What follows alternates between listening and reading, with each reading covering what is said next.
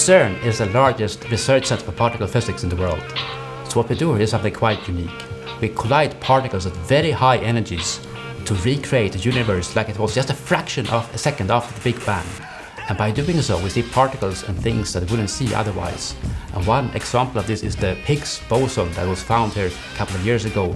So the instruments required to do this, the scientific instruments we call particle accelerators. And the particle accelerator we have at CERN right now is the Large Hadron Collider. It's the largest and most complex machine ever built by mankind. And it consists of something like 100 million components put together underground here outside Geneva in Switzerland. At CERN we use Infor LN and Infor EAM.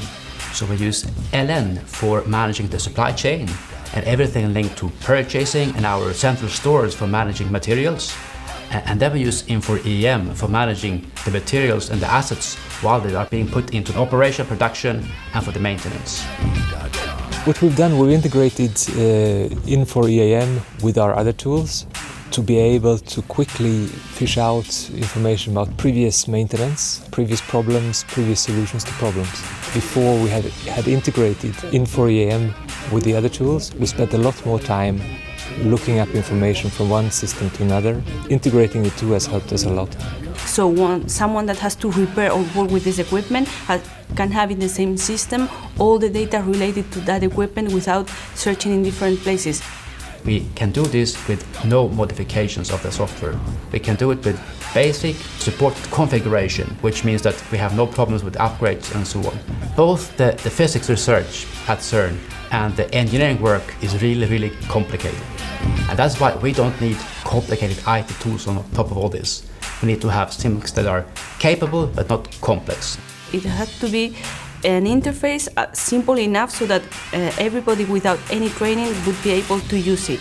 We do very specialized work, so we spend some time and effort to create our own user interfaces that look up maintenance history and create corrective maintenance work order. I'm working now in a project called TREC, and this is a project to be able to trace and to track all the measurements done of equipment that gets out of the accelerator's tunnel.